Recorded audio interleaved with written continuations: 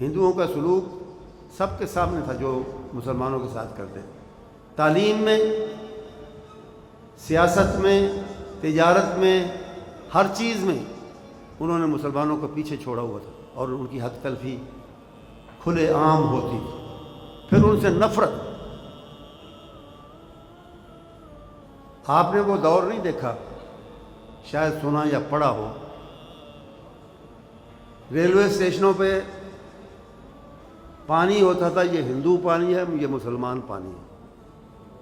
ہندو مسلمانوں کے پانی کو نہ ہاتھ لگاتے تھے اور نہ اپنے پانی کو کسی مسلمان کو چھونے دیتے تھے. ایک واقعہ اس حوالے سے مجھے یاد آ رہا ہے جو میں نے پڑھا تھا. میں اس لیے یہ واقعہ بیان کرنا چاہتا ہوں کہ آپ کے ذہن میں یہ بات آئے کہ مسلمانان ہند پاکستان بنانے پہ مجبور کیوں ہوئے. ہندوؤں کی نفرت اس کی بنیادی وجہ تھی.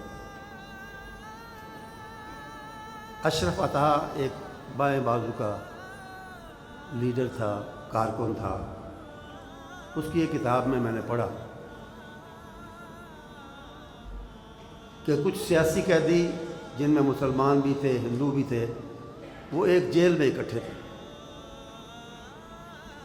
سیاسی قیدی تھے، اخلاقی قیدی نہیں تھے، اس لیے انہیں اجازت تھی مل بیٹھنے کی بھی اور الگ اپنا کھانا تیار کرنے کی بھی جیل کے اندر. تو وہ لکھتا ہے کہ ایک دن ایک ہمارا ہندو ساتھی، کانگریس سے غالباً اس کا تعلق تھا، وہ سب کے ناشتے کے لیے کچوریاں بنا رہا تھا. یہ پوریاں کچوریاں جو ہوتی. تو سپرنٹینڈنٹ جیل کا کتا پھرتا پھراتا آیا اور اچانک اس نے 5-7 کچوریاں جو تیار تھیں، پک چکی تھیں، ان کو منہ میں لیا اور بھاگ گیا. تو لالا، ہندو لالا اس کے پیچھے بھاگا، اس کو ڈرا کے اس کے منہ سے وہ واپس چھیننے کی کوشش کرنے لگا.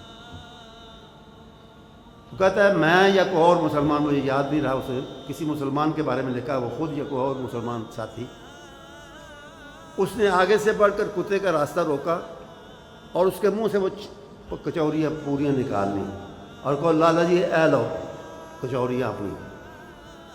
تو لالا جی کہتے ہیں کہ مہاراج اب نہیں، مہاراج اب نہیں. کہا جی مہاراج اب کیا ہوا؟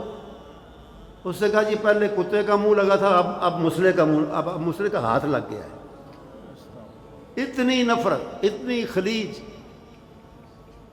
اسی خلیج نے پاکستان بنوایا.